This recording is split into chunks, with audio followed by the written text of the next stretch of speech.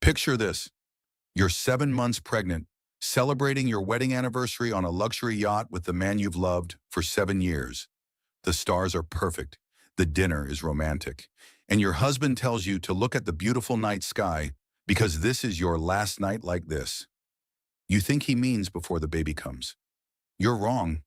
The next thing you know, you're falling through darkness into freezing ocean water, fighting for your life and your unborn child's life, while the yacht engines roar away into the night.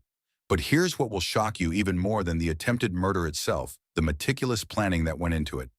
The months of preparation, the forged documents, the systematic theft, the backup plans for every possible outcome, and the recording that captured it all.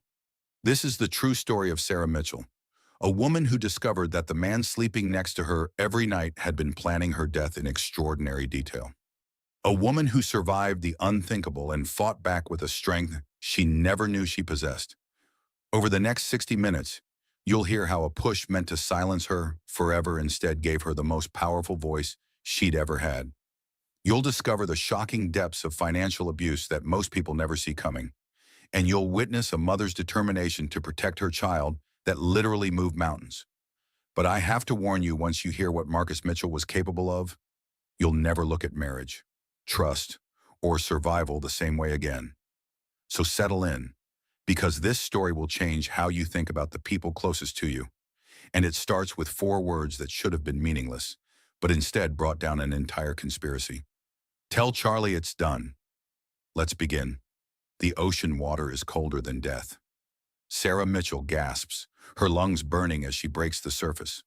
Salt water streams down her face, mixing with tears she doesn't remember crying. Her arms flail desperately, searching for something solid in the endless darkness. "Marcus!" she screams into the night. "Marcus, help me!" But the yacht lights are already moving away, growing smaller. The engine noise fades until only the sound of waves remains. Her mind struggles to process what just happened. One moment she was standing at the railing, admiring the stars on their 7th wedding anniversary. The next, she was falling, flying through the air like a broken bird. Marcus. Marcus pushed me. The thought hits her harder than the impact with the water. Her husband of 7 years, the father of the child growing in her belly, the man who brought her flowers every Friday and still opened car doors. Marcus pushed me. Sarah treads water, her maternity dress heavy and clinging. At 7 months pregnant, every movement requires twice the effort. Her belly, which had felt so beautiful and full of promise just an hour ago, now feels like an anchor dragging her down. She forces herself to think clearly. The waterproof phone case Marcus bought her for Christmas.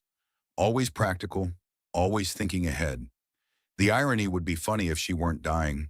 With numb fingers, she fumbles for her phone. The screen lights up, impossibly bright against the black water. 9:47 p.m. The emergency beacon is already activated. A sound cuts through the night. Helicopter blades, growing louder. "Here!" Sarah screams, waving her free arm. "I'm here!" A spotlight sweeps across the water like the hand of God. It finds her, bathes her in white light that makes her feel exposed and safe all at once. The Coast Guard helicopter hovers above, its downdraft creating ripples that rock her like a deadly cradle.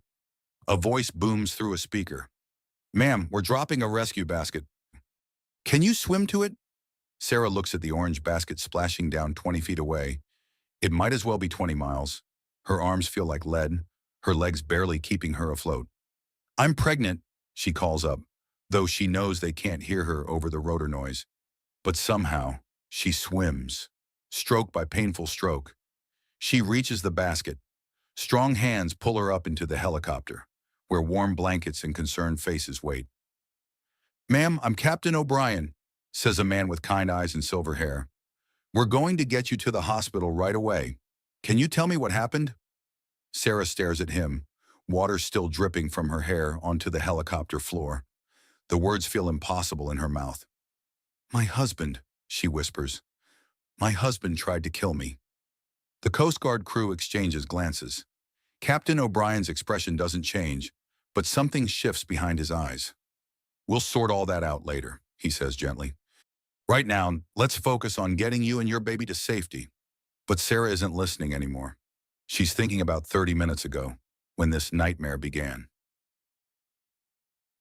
The yacht had been Marcus's surprise.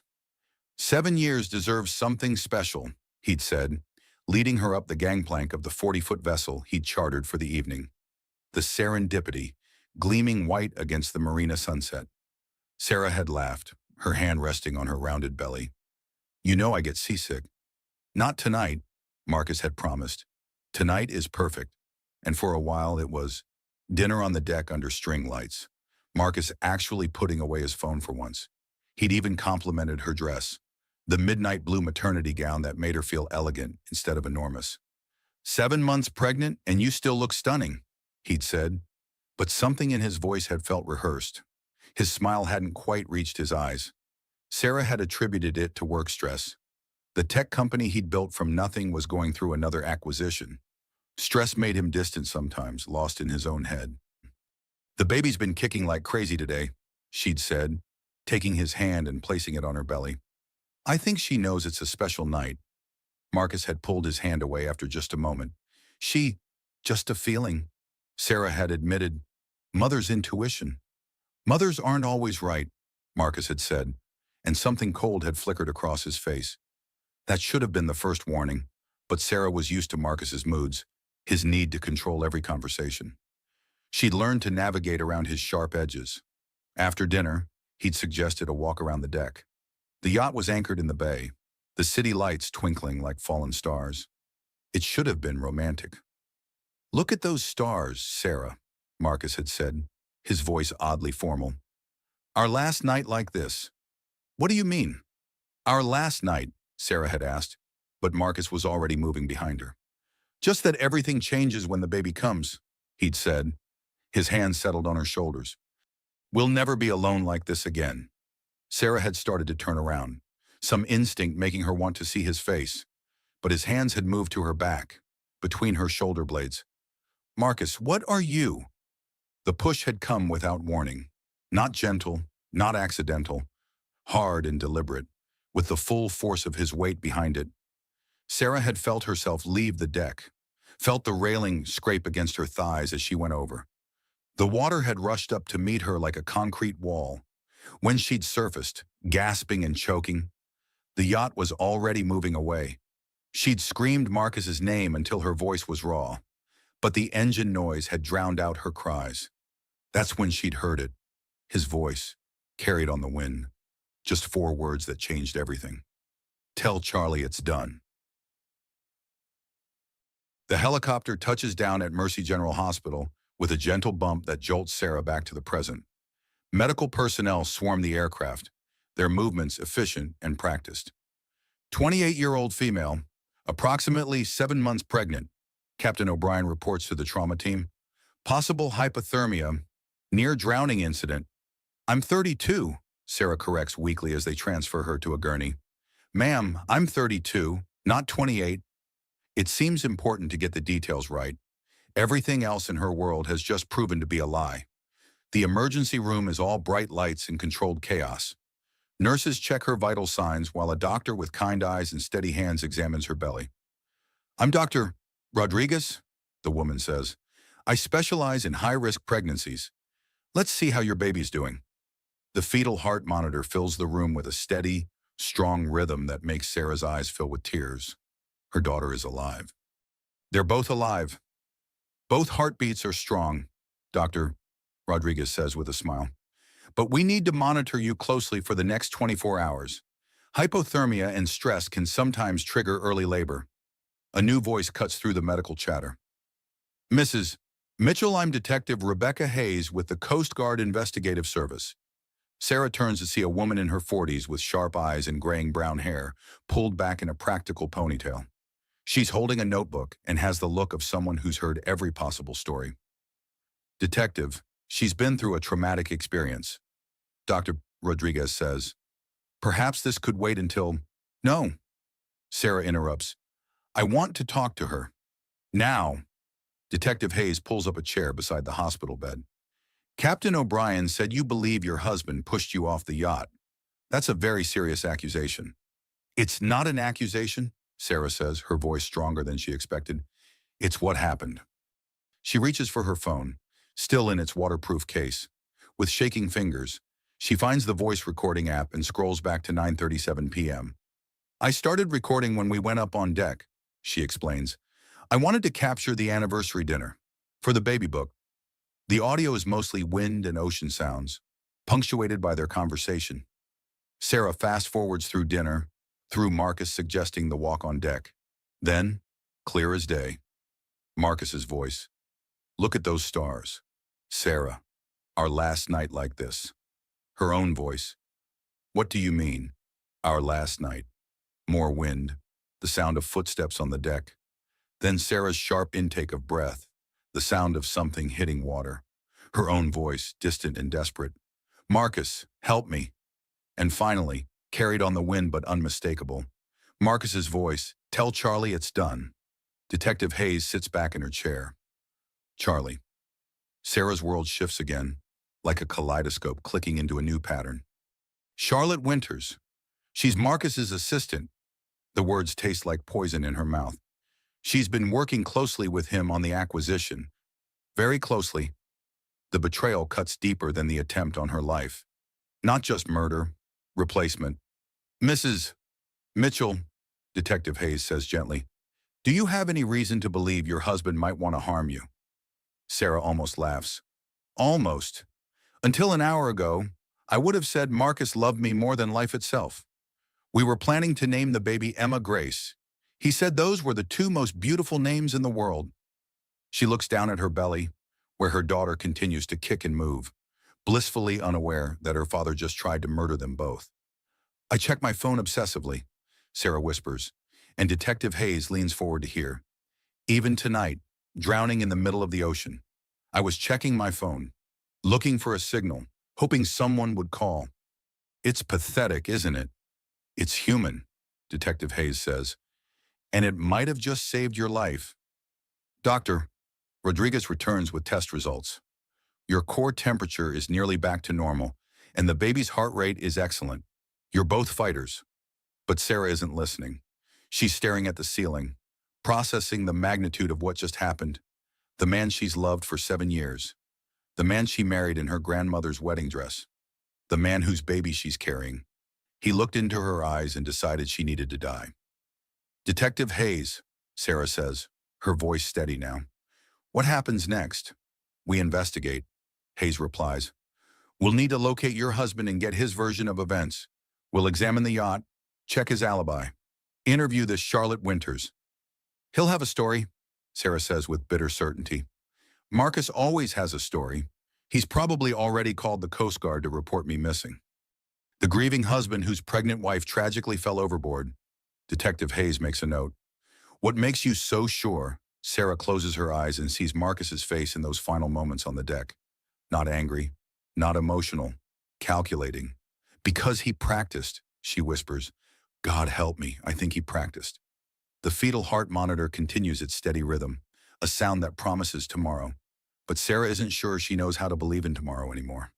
Outside the hospital window, the city lights twinkle like the stars Marcus told her to look at just before he pushed her into the darkness. Her last night like this, he'd said. He was wrong about that too. This isn't her last night. It's her first night as a woman who knows the truth. The truth about the man she married. The truth about what he's capable of. The truth about what she's going to have to do to protect her daughter. The recording device in her phone holds 4 words that will change everything. Tell Charlie it's done, but Marcus doesn't know she has those words. And that might be the only advantage she has left. The Coast Guard station buzzes with activity even at 11 p.m. Detective Hayes sets down her coffee and stares at the evidence bag containing Sarah's phone. 4 words that could destroy a man's life, if they mean what she thinks they mean. Captain O'Brien joins her at the conference table, his uniform still damp from the rescue. I've seen a lot of water recoveries in my 25 years, he says, but I've never pulled someone out who was so certain about what happened to them. You think she's telling the truth? O'Brien considers this. That woman fought to survive for reasons bigger than herself. You can see it in how she protected her belly even while drowning. That's not the behavior of someone making up stories. Hayes nods and opens her case file. I ran a preliminary check on Marcus Mitchell, 38 years old, CEO of Nexus Technologies. Company's worth about $50 million. No prior arrests, no domestic violence calls. Model citizen.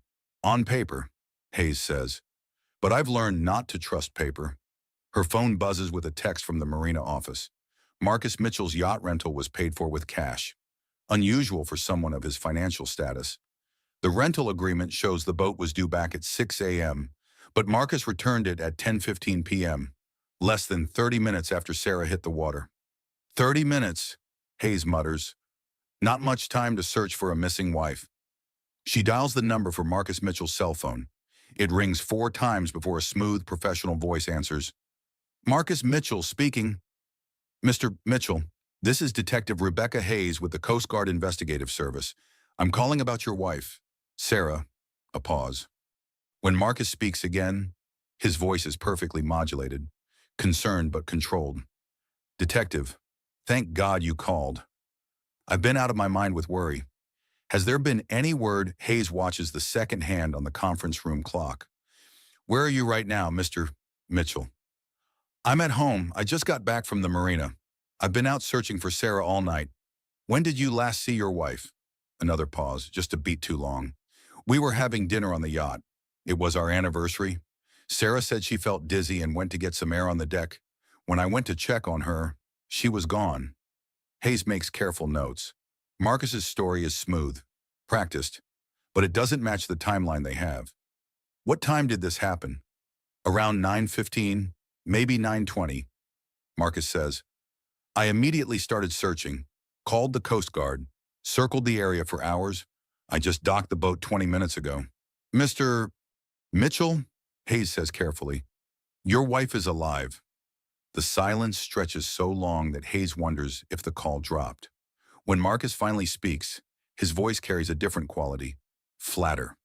She's alive. She was rescued by Coast Guard helicopter at approximately 10 p.m. She's currently at Mercy General Hospital. Thank God, Marcus says, but the relief sounds hollow. I'll be right there. Mr. Mitchell, before you hang up, can you tell me who Charlie is? This time the pause is unmistakable. Charlie. Your wife mentioned someone named Charlie. Said it might be important to the investigation. Charlotte Winters is my executive assistant, Marcus says slowly. Why would Sarah mention her? I'm sure we'll sort all that out when we speak in person, Hayes says. Mr. Mitchell, please don't leave town without contacting us first. She ends the call and immediately dials Mercy General. Doctor, Rodriguez answers on the second ring. Doctor, this is Detective Hayes. Has Marcus Mitchell arrived at the hospital yet?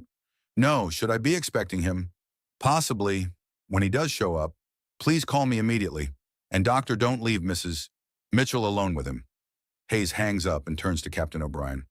I need a team at the marina to process that yacht before anyone else touches it, and I need everything you can find on Charlotte Winters. 20 minutes later, Hayes has Charlotte Winters' address, employment history, and social media profiles. What she finds makes her stomach turn. Charlotte's Instagram account is a carefully curated collection of luxury lifestyle photos, designer clothes, expensive restaurants, weekend trips to Napa Valley, but it's the timestamps that catch Hayes' attention. Tonight, at 9:42 p.m., Charlotte posted a photo from what appears to be a high-end downtown apartment. She's holding a glass of champagne, wearing a silk robe that looks expensive. The caption reads, Celebrating New Beginnings. 9:42 p.m. 8 minutes after Sarah hit the water, Hayes grabs her keys. Charlotte Winters lives in a trendy downtown loft building, the kind of place that costs more per month than most people make in a year. The night doorman recognizes her name immediately. Ms. Winters' Sure penthouse unit. She just came in with some guy about an hour ago. The elevator ride to the 23rd floor gives Hayes time to think about timing. If Charlotte was posting from her apartment at 9:42, and Marcus says he searched for Sarah until 10:15, how did Charlotte get home so quickly? The hallway is quiet, carpeted in plush gray that muffles her footsteps. Unit 2301 sits at the end, its door painted glossy black. Hayes can hear voices inside, low and urgent. She knocks firmly.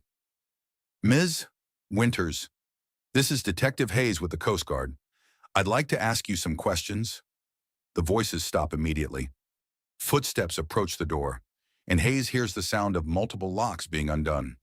The door opens to reveal a stunning woman in her late 20s with platinum blonde hair and sharp green eyes. She's wearing a silk robe in midnight blue, the same color as the dress Sarah was wearing tonight. Detective, Charlotte says with a smile that doesn't reach her eyes. This is rather late for a social call. I'm investigating an incident involving Marcus Mitchell's wife. I understand you work for Mr. Mitchell. Charlotte's smile falters slightly. Yes, I'm his executive assistant. Is everything all right? May I come in? Charlotte hesitates, glancing back into the apartment. Of course, the apartment is everything Hayes expected. Floor-to-ceiling windows with a view of the harbor. Modern furniture that probably costs more than her car. But it's what she doesn't see that interests her most. You live here alone, Ms. Winters. Yes, Charlotte says, too quickly. Hayes notes the 2 wine glasses on the coffee table, the men's watch on the side table, the second set of car keys by the door. Were you home all evening? I was here, yes. Can anyone verify that? Charlotte's jaw tightens almost imperceptibly. I was alone. Hayes pulls out her phone and shows Charlotte the Instagram post. You shared this photo tonight at 9:42 p.m. Where was it taken? Here, obviously. And the robe you're wearing in the photo, is that the same robe you're wearing now? Charlotte looks down at herself as if just noticing her outfit. I suppose it is. It's beautiful, Hayes says casually. Expensive. Where did you get it? I don't remember. It was a gift. Hayes makes a note. From whom? Detective, Charlotte says, her voice taking on an edge. I'm not sure what this has to do with anything. You said something happened to Marcus's wife. Mrs. Mitchell fell from their yacht tonight. She nearly drowned. Charlotte's hand flies to her throat in what appears to be genuine shock. Oh my God, is she all right? She's alive, Hayes says, watching Charlotte's face carefully. She was rescued by the Coast Guard. For just a moment, something flickers across Charlotte's expression.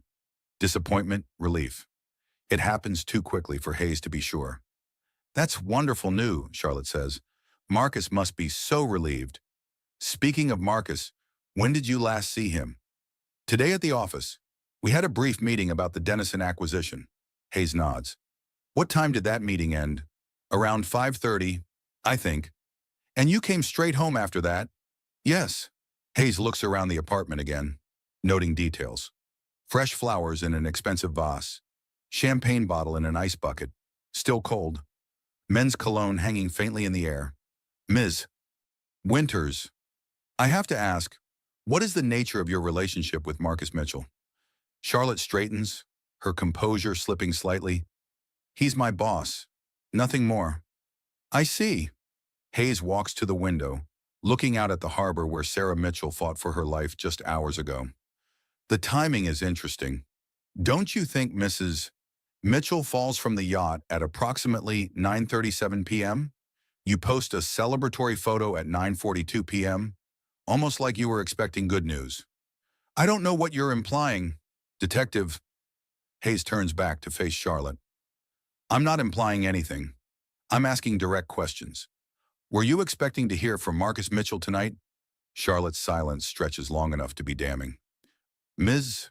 Winters, Hayes says quietly, a pregnant woman nearly died tonight. If you know anything that might help us understand what happened, now is the time to speak up. Charlotte walks to the champagne bucket and fidgets with the bottle. I don't know anything about what happened to Sarah. But you do know something, Hayes observes. What did you think you were celebrating tonight? Before Charlotte can answer, Hayes's phone rings. It's Dr. Rodriguez. Detective, Marcus Mitchell just arrived at the hospital. He's demanding to see his wife immediately. Hayes looks at Charlotte, who has gone very pale. I'll be right there, she tells the doctor. Then, to Charlotte, don't leave town, Miss Winters. We'll be talking again very soon.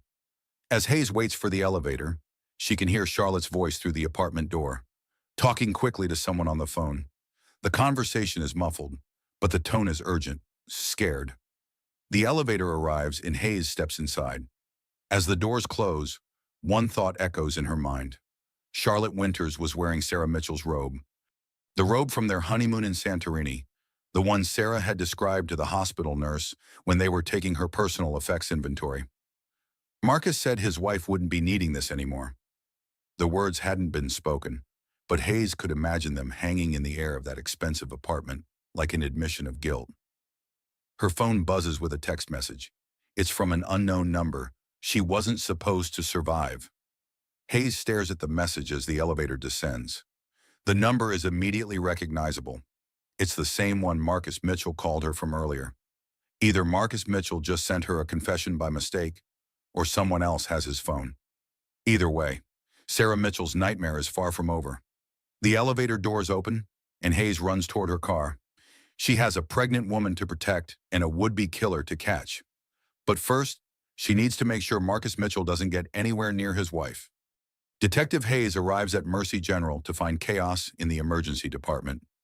Marcus Mitchell stands at the nurse's station, his voice raised in controlled fury that doesn't match his words.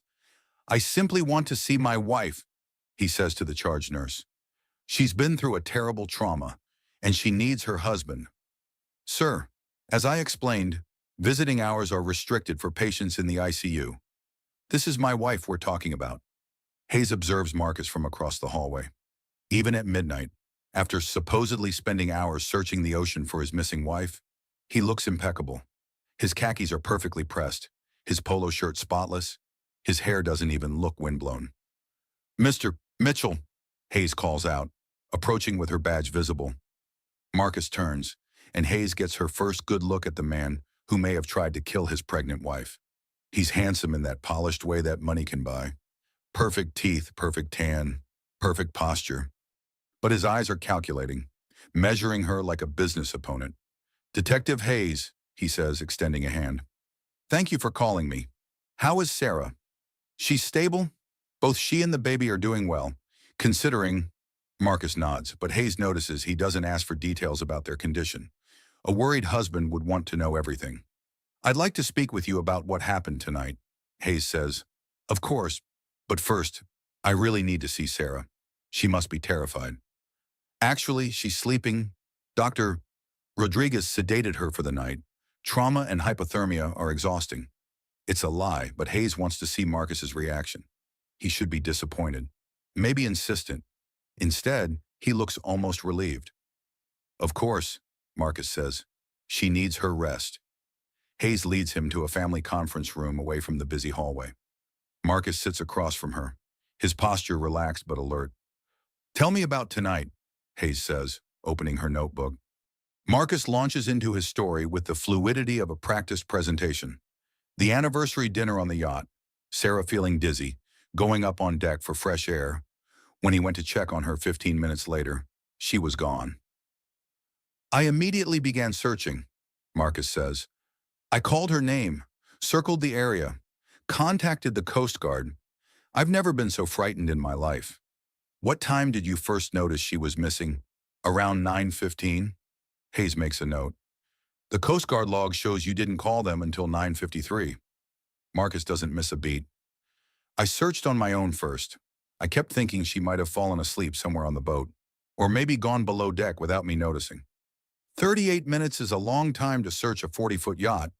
When it's your wife and unborn child, every second feels like an hour." Hayes studies his face. There's not a trace of genuine emotion in his expression. No relief that Sarah survived. No anger about what happened. No fear about what might have been. It's like watching someone recite lines from a script. "Mr. Mitchell, your wife believes you pushed her off the yacht." Marcus's face goes through a careful sequence of emotions. Shock, confusion, hurt. All perfectly timed.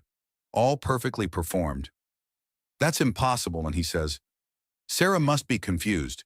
Hypothermia can cause disorientation, memory problems, the trauma of nearly drowning." "She has a recording," Hayes says quietly.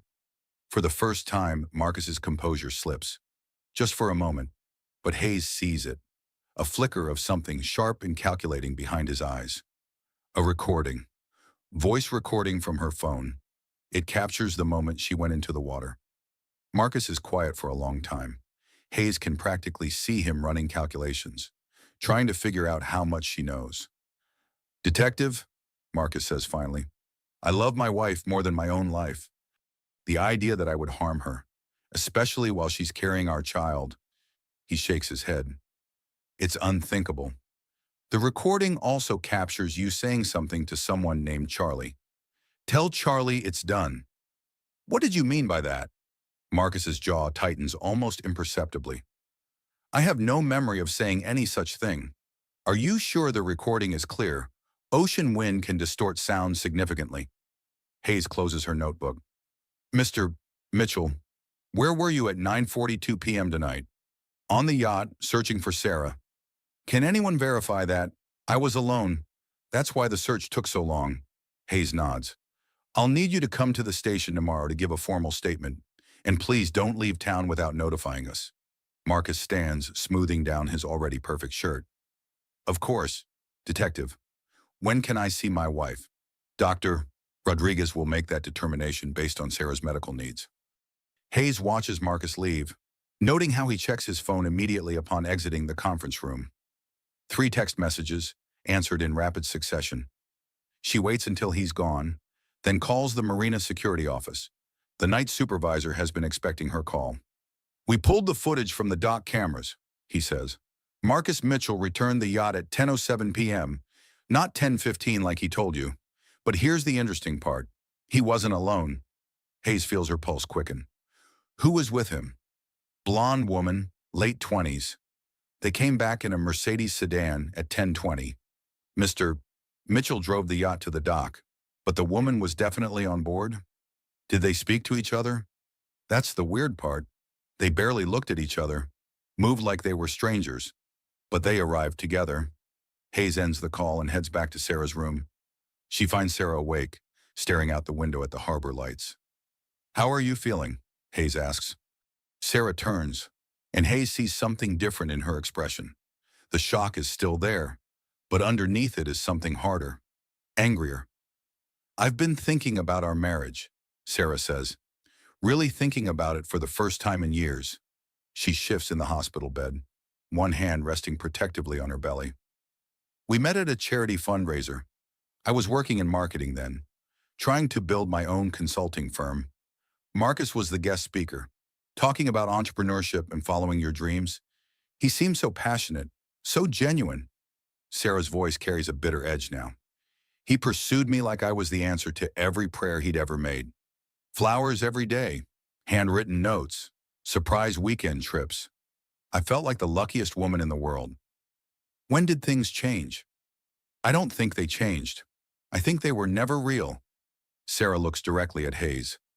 I've been planning a nursery while he's been planning my funeral. The words hang in the air between them. Hayes has heard many confessions in her career, but Sarah isn't confessing. She's realizing. After we got engaged, Marcus insisted I shut down my consulting business. He said he wanted to take care of me, that I shouldn't have to worry about work stress. It seemed romantic at the time. Sarah's laugh is hollow. Then he wanted me to sell my condo and move into his house, use his financial advisor, his doctor, his lawyers. Everything in our life became his, and somehow I became his too. Hayes pulls up a chair. Did he ever hurt you before tonight? Not physically, but there were other things. He'd get angry if I made plans without asking him first. He didn't like my friends, said they were a bad influence.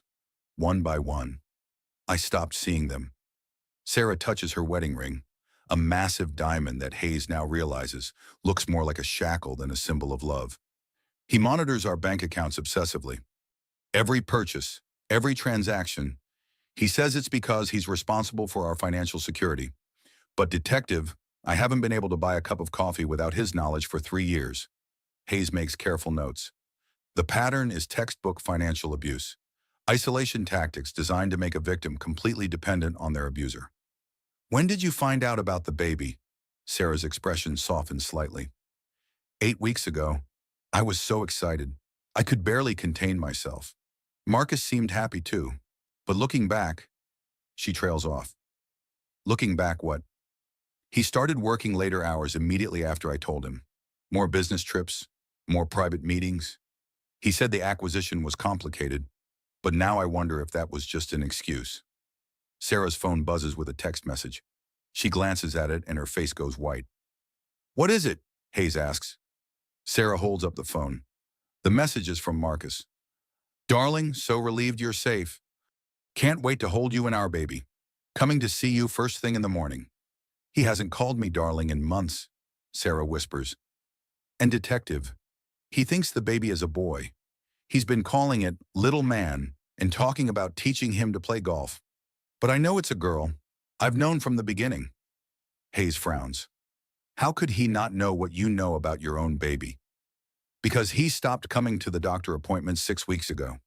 Said he was too busy with work. Sarah's voice breaks slightly.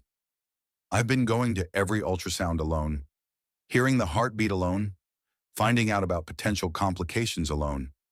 She looks down at her belly, where her daughter continues to move and kick. The baby has a minor heart murmur, nothing dangerous, but it means she'll need some extra monitoring after birth. When I told Marcus, he just nodded and went back to his laptop, like I was giving him a weather report. Hayes feels a chill that has nothing to do with the hospital's air conditioning. A man who's planning to eliminate his wife and child wouldn't be interested in medical details he'll never need. Sarah, Hayes says gently, is there anything else you can think of that might help us understand Marcus's state of mind? Any financial problems? Any changes in his behavior? Sarah considers this. About a month ago, he started asking me to sign papers, legal documents related to the business. He said, I trusted him, so I signed them without reading them carefully. Do you remember what kinds of documents? Bank authorizations, mostly. Some insurance paperwork. Marcus said it was all routine, just updating our coverage for the baby. Hayes feels pieces of the puzzle clicking into place. Financial isolation, forced dependency, legal documents signed without review. Marcus Mitchell has been systematically preparing to eliminate his wife from their shared life. There's something else, Sarah says quietly. Last week, Marcus asked me about my life insurance policy from my old job. He wanted to know if it was still active, what the payout would be. He said we should make sure our policies were coordinated. What did you tell him? That it was worth $250,000, with him as the sole beneficiary since we're married.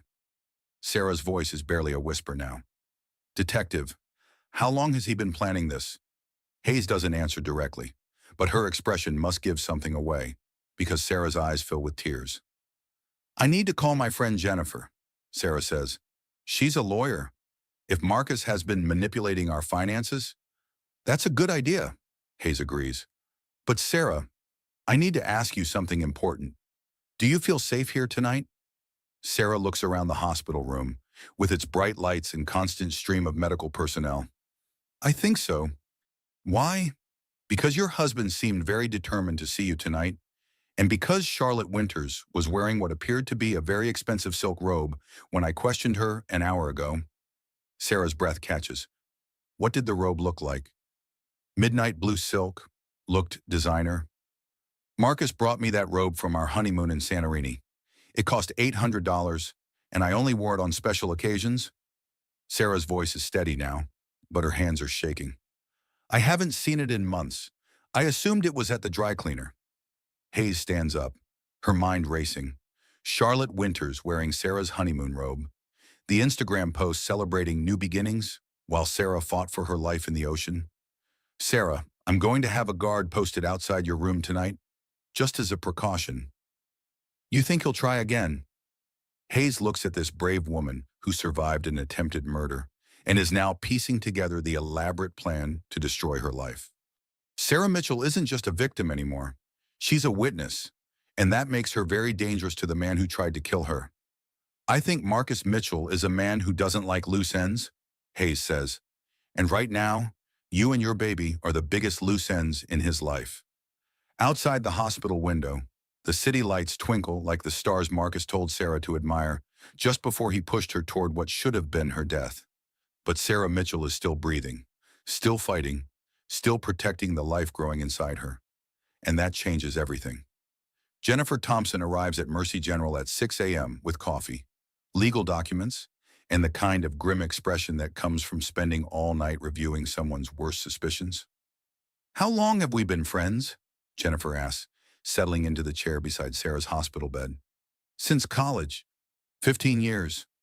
Sarah accepts the coffee gratefully, though her hands are still shaking slightly. Why, because in all that time, I've never lied to you. And I'm not going to start now. Jennifer opens her briefcase and pulls out a thick folder. Sarah, what I'm about to tell you is going to hurt, but you need to know everything. Detective Hayes arrives just as Jennifer is spreading documents across the hospital bed's rolling table. She takes one look at Jennifer's expression and closes the door firmly behind her. Mrs. Mitchell, Jennifer says formally, as your attorney, I need to inform you that your husband has been systematically removing you from every aspect of your shared financial life. Sarah stares at the papers, legal documents with her signature, bank statements, insurance policies, all the paperwork Marcus had asked her to sign over the past month. 2 weeks ago, Marcus filed an amended will with his attorney. Jennifer continues, the new will removes you and any children as beneficiaries. His entire estate now goes to a trust managed by his business partners. Sarah's coffee cup slips from her fingers, splashing hot liquid across the white hospital sheets. That's not possible. We wrote our wills together 3 years ago. A person can change their will without spousal notification, Detective Hayes says quietly. Jennifer nods. But that's not the worst of it. Sarah, look at this life insurance document you signed last month. Sarah studies the paper, her face growing paler with each line. This changes the beneficiary from Marcus to Charlotte Winters. It gets worse, Jennifer says gently. This document here, it's not insurance paperwork. It's a power of attorney authorization. You gave Marcus complete legal authority over your medical decisions, including end-of-life care. The room falls silent except for the steady beep of medical monitors. Sarah processes what she's just learned. If the attempt on her life had succeeded, if she'd survived but been incapacitated, Marcus would have been legally empowered to make all decisions about her care. He could have pulled the plug, Sarah whispers. Legally. Yes, Jennifer confirms. Detective Hayes takes the power of attorney document and examines it closely. This was notarized on October 15th. That's exactly 3 weeks ago. 3 weeks, Sarah repeats numbly. He's been planning this for at least 3 weeks. Jennifer pulls out another set of documents. Sarah, I need to show you your bank statements. The accounts that you thought were joint accounts, Marcus has been systematically draining them. The statements show a pattern of large withdrawals over the past month. 25,000 here, 30,000 there. Always just under the amount that would trigger automatic bank notifications.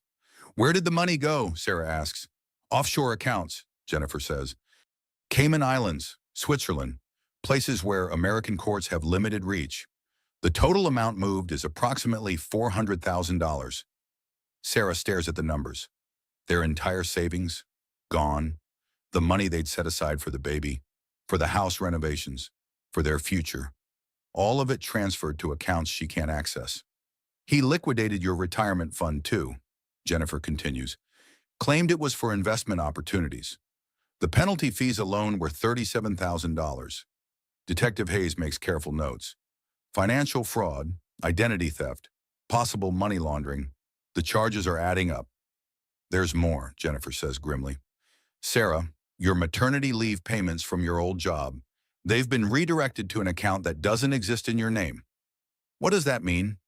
It means that for the past 2 months, your disability payments have been going into an account that Marcus controls. You've been financially cut off from your own maternity benefits. Sarah touches her belly, where her daughter continues to move and kick. He was going to leave us with nothing. Even if you had somehow survived the yacht incident, Jennifer says, you would have woken up to discover that you had no money, no legal recourse, and no way to support yourself or the baby. Detective Hayes looks up from her notes. This level of financial manipulation takes time and planning. We're not talking about a crime of passion here. This was premeditated attempted murder with extensive preparation. Sarah's phone buzzes with another text message from Marcus. Good morning. Beautiful. Bringing you flowers and your favorite pastries from that little bakery downtown. He still doesn't know that I know, Sarah says. Look at this message. He's still playing the part of the concerned husband. Jennifer examines the text. Actually, this might be helpful. If he doesn't know we've uncovered the financial fraud, we can use that to our advantage. What do you mean? I've already filed paperwork to freeze all jointly held accounts pending investigation of suspected fraud, but I haven't notified Marcus yet. If he tries to access the accounts today, it will create a paper trail of attempted theft. Detective Hayes nods approvingly. Smart. Let him hang himself with his own actions. A soft knock at the door interrupts their conversation. Dr. Rodriguez enters with a chart and a concerned expression. I'm sorry to interrupt, but we have a situation, she says. Marcus Mitchell is downstairs demanding to see Sarah. He's brought what appears to be legal documentation claiming he has the right to make medical decisions for her. Sarah goes white. The power of attorney. Exactly, Dr. Rodriguez confirms. He's also demanding that we transfer you to a private facility that he's selected. Jennifer stands immediately. Absolutely not. Doctor, I'm Mrs. Mitchell's attorney, and I'm formally revoking that power of attorney on grounds of fraud and duress. She pulls out a document she's already prepared. This is an emergency revocation, effective immediately.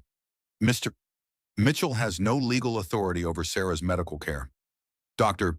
Rodriguez reviews the document quickly. This will hold up. In court, yes, but we need to make sure he doesn't get near Sarah until the legal paperwork is processed. Detective Hayes checks her weapon automatically. Where is he now? Hospital lobby, arguing with security. Hayes turns to Sarah. I'm going to go talk to him. Are you comfortable with that? Sarah nods, though she looks terrified. Detective, please be careful. Marcus can be very charming when he wants something, but underneath that charm. I understand, Hayes says. Jennifer, stay with her. Don't let anyone you don't recognize into this room. As Hayes leaves, Sarah turns to Jennifer with tears in her eyes. Jen, I feel so stupid. How could I not have seen this coming? Jennifer sits on the edge of the hospital bed and takes Sarah's hand. Honey, this isn't about intelligence. This is about trust. You trusted the man you married, and he systematically betrayed that trust. But the signs were there, weren't they? The way he isolated me from friends, took control of our finances, made every decision about our life together. Those weren't signs you missed, Jennifer says firmly. Those were manipulation tactics designed to make you dependent on him. Marcus is a predator, and predators are very good at what they do. Sarah looks down at the financial documents scattered across her hospital bed, the evidence of months of careful planning, systematic theft, elaborate deception. I keep thinking about something he said on the yacht. He told me to look at the stars because it was our last night like this. At the time, I thought he meant our last night alone before the baby came. What do you think he meant now? Sarah's voice is steady, but her eyes are hard. I think he meant it was my last night alive. Jennifer squeezes her hand. But he was wrong about that. You survived. Sarah, you're here. The baby's healthy. And we're going to make sure Marcus pays for every crime he's committed. Through the hospital room window, Sarah can see the marina where Marcus tried to end her life less than 12 hours ago. Boats bob peacefully in the morning sun, their white hulls gleaming like promises of adventure and romance. She'll never see boats the same way again. But she's alive to see them at all, and that's what matters. Her daughter kicks strongly against her ribs, a reminder of the future they're both fighting for. Jen, Sarah says quietly, I want you to file for divorce immediately. Are you sure, given the criminal charges pending? I'm sure. I don't want to be married to him for one more day than necessary. Sarah touches her wedding ring, the massive diamond that now feels like evidence of a crime. And I want every document he made me sign reviewed by a forensic accountant. That's going to take time and money. Sarah looks at the bank statements showing her drained accounts, her stolen maternity benefits, her eliminated inheritance. He took everything from me, Jen, but he made one mistake. What's that? Sarah's smile is cold and determined. He let me live, and now I'm going to take everything from him. Outside in the hallway, Detective Hayes' voice carries through the closed door as she speaks to hospital security. The words are muffled, but the tone is clear and authoritative. Marcus Mitchell's carefully constructed world is beginning to collapse, and the woman he tried to murder is the one bringing it down around him.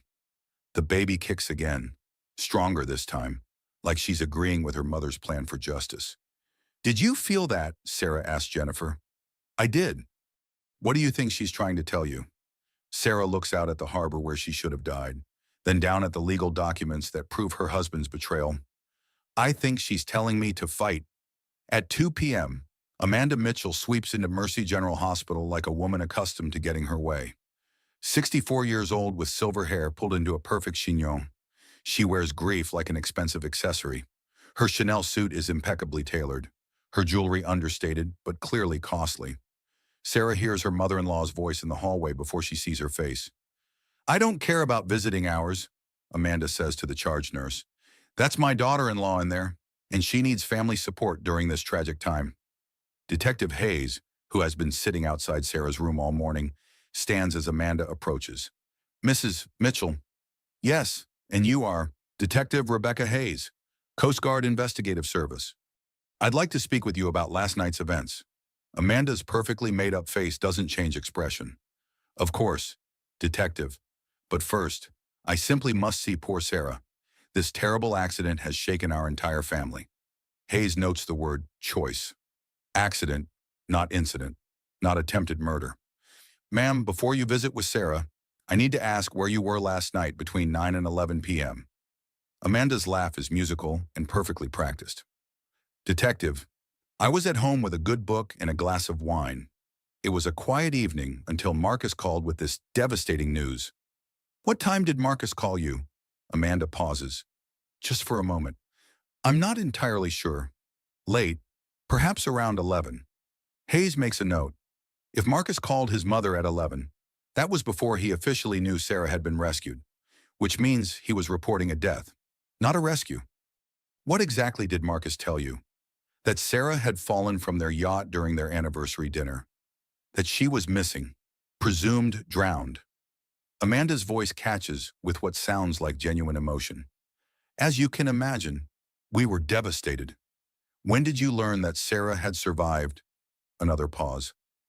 This morning, when Marcus called to say she'd been found and was in the hospital. Detective Hayes escorts Amanda to Sarah's room.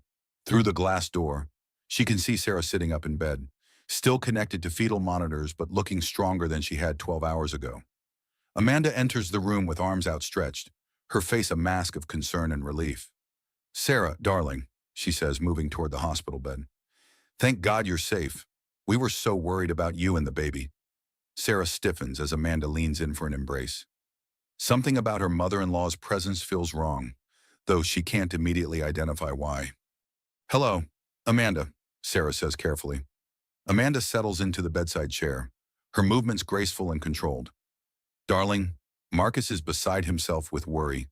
He's been frantically trying to understand how this terrible accident could have happened. It wasn't an accident, Sarah says quietly. Amanda's expression doesn't change, but her hands still for just a moment in her lap. What do you mean? Marcus pushed me off the yacht. He tried to kill me. Amanda's reaction is perfectly calibrated. Shock, confusion, a hand pressed to her heart. Sarah, honey, you've been through a tremendous trauma. Sometimes our minds play tricks on us when we're in shock. I have a recording. A recording! Sarah reaches for her phone, but Amanda's voice stops her. Darling, I'm sure you think you remember things a certain way, but trauma can cause false memories. The important thing is that you're safe now. Detective Hayes, who has been quietly observing from the doorway, steps into the room. Mrs. Mitchell, your son has been very consistent about his version of events. Of course he has, Amanda says. Marcus would never harm Sarah. He worships the ground she walks on. Really? Sarah's voice carries a bitter edge. Is that why he drained our bank accounts? Is that why he changed his will to exclude me and the baby? Is that why he gave Charlotte Winters power of attorney over my medical decisions? For the first time, Amanda's composure cracks, just slightly, but Detective Hayes catches it. I'm sure there are reasonable explanations for any financial arrangements, Amanda says carefully. You know about the financial arrangements? Hayes asks. Amanda realizes her mistake immediately. I don't know anything specific. I just assume that Marcus, as a successful businessman, would have complex financial matters to manage. Sarah studies her mother-in-law's face. In 7 years of marriage, Amanda has always been coolly polite, but never warm. Sarah attributed it to the natural distance between women of different generations and backgrounds. Now she's seeing something else entirely. Amanda, Sarah says slowly, how long have you known about Charlotte? The question hangs in the air like an accusation. Amanda's perfectly applied lipstick seems to tighten around her mouth. I don't know what you're implying. I'm not implying anything. I'm asking directly. How long have you known that Marcus is having an affair with his assistant? Amanda stands abruptly, smoothing her skirt. Sarah, you're clearly not yourself. These accusations are hurtful and completely unfounded. Detective Hayes found Charlotte wearing my silk robe, the one from our honeymoon. She was celebrating new beginnings while I was drowning. Amanda turns toward the window, her back to Sarah and the detective. When she speaks again, her voice has lost its sympathetic tone. Sometimes marriages run their course. Sarah, sometimes people grow apart. Growing apart is one thing, Sarah says, her voice rising. Attempted murder is something else entirely. Amanda whirls around, and for just a moment, her mask falls completely. You trapped him with that pregnancy. The words hang in the room like a slap. Detective Hayes takes a step closer, her hand moving instinctively toward her weapon. Excuse me, Sarah breathes. Amanda's face has gone hard. All pretense of concern vanished. Marcus was happy before you got pregnant. You knew he wasn't ready for children, but you went ahead anyway. We planned this pregnancy together. Did you? Amanda's laugh is cold. Or did you just stop taking your birth control and hope for the best? Sarah stares at her mother-in-law in horror. Amanda, what are you saying? I'm saying that my son deserves happiness. And if that happiness doesn't include being trapped by an unwanted pregnancy and a manipulative wife, then perhaps this accident was a blessing in disguise. Detective Hayes steps forward. Ma'am, are you suggesting that the attempt on Mrs. Mitchell's life was justified? Amanda realizes what she said and tries to backtrack. Of course not. I'm simply saying that sometimes life takes unexpected turns, and we must adapt. Sarah's hand moves to her belly, where her daughter responds to the tension in the room with strong kicks. This is your grandchild, Amanda. How can you talk about her like she's some kind of inconvenience? Amanda's voice sharpens. I thought the baby's gender hadn't been determined yet. Sarah realizes her mistake immediately. Marcus has been telling his mother it's a boy, just like he'd been saying to everyone else. But Sarah has known for months that she's carrying a daughter. It hasn't been officially confirmed, Sarah says carefully. But Amanda has caught the slip. You said her. You know something Marcus doesn't know. Detective Hayes intervenes. Mrs. Mitchell, I think it would be best if you left now. Amanda ignores her, moving closer to Sarah's bed. What else do you know that Marcus doesn't know? Sarah, what other secrets are you keeping? The only secret I was keeping was that I loved him, Sarah says, tears streaming down her face. That I trusted him completely. That I believed we were building a life together. Amanda's expression softens slightly, but not with sympathy, with something that looks almost like pity. Oh, you poor, naive girl, she says. Did you really think Marcus would choose you over his future? I thought I was his future. You were temporary, Amanda says with brutal honesty. Women like you always are. Pretty enough for a while, useful for maintaining appearances, but ultimately replaceable. Detective Hayes has heard enough. Ma'am, you need to leave. Now. Amanda gathers her purse and smooths her skirt again. Sarah, I hope you recover quickly, and I hope you'll be reasonable about this situation moving forward. What do you mean by reasonable? Amanda pauses at the door. I mean that accusations and legal proceedings would be very expensive and very public and very difficult to prove. Sometimes it's better to accept what's happened and move on quietly. After Amanda leaves, Sarah sits in stunned silence. Detective Hayes pours her a glass of water and checks the fetal monitor readings. Are you all right? Hayes asks. Sarah looks up, and Hayes is surprised by what she sees in her expression. Not shock or hurt, but clarity. Detective, I need you to know something. Amanda didn't come here to comfort me. She came here to assess how much damage I could do to Marcus. What makes you think that? Because she knew about the financial arrangements before I mentioned them. She knew about Charlotte before I asked. And she knew Marcus told everyone the baby is a boy. Sarah touches her belly, where her daughter continues to move restlessly. She came here to see if I was going to be a problem, and now she knows I am. Detective Hayes pulls out her phone and starts typing rapidly. I'm requesting additional security for your room. If Amanda Mitchell is willing to say those things in front of a police officer, I'm concerned about what she might do when no one's watching. But Sarah isn't listening anymore. She's thinking about Amanda's words. Women like you are replaceable. The words weren't meant as an insult. They were meant as a warning. Sarah reaches for her phone and calls Jennifer Thompson. Jen, I need you to file an emergency restraining order against Amanda Mitchell, and I need you to check something for me. I want to know if Marcus has been in contact with any private investigators or her security firms in the past month. Sarah, what's wrong? You sound scared. I'm not scared anymore, Sarah says, looking out at the harbor where Marcus tried to end her life. I'm angry. And Detective Hayes is right to be worried about what Amanda might do when no one's watching. What do you think she'll do? Sarah remembers the coldness in Amanda's eyes, the calculated cruelty in her voice. I think she'll try to finish what her son started. The fetal monitor shows her daughter's heart rate increasing, as if the baby can sense her mother's determination. Sarah places both hands on her belly and speaks quietly. Don't worry, little one. Mama's not going to let anything happen to us. Not anymore. But even as she says the words, Sarah knows that the real battle is just beginning. Marcus tried to kill her for money and freedom. Amanda sees her as an obstacle to her son's happiness. Between the two of them, Sarah realizes she's fighting for more than just justice. She's fighting for survival. At 4 p.m., Detective Hayes sits across from Charlotte Winters in interview room 2 at the Coast Guard station. Charlotte looks different in the harsh fluorescent lighting, her platinum blonde hair limp, her expensive makeup unable to hide the dark circles under her eyes. She's no longer wearing the silk robe. Miss Winters, Hayes begins, I want to thank you for coming in voluntarily. I want to help however I can, Charlotte says, though her voice lacks conviction. This whole situation with Sarah is just terrible. Hayes opens her case file and pulls out a series of photographs. These were taken from your Instagram account last night. Can you walk me through the timeline? Charlotte studies the photos, her jaw tightening almost imperceptibly.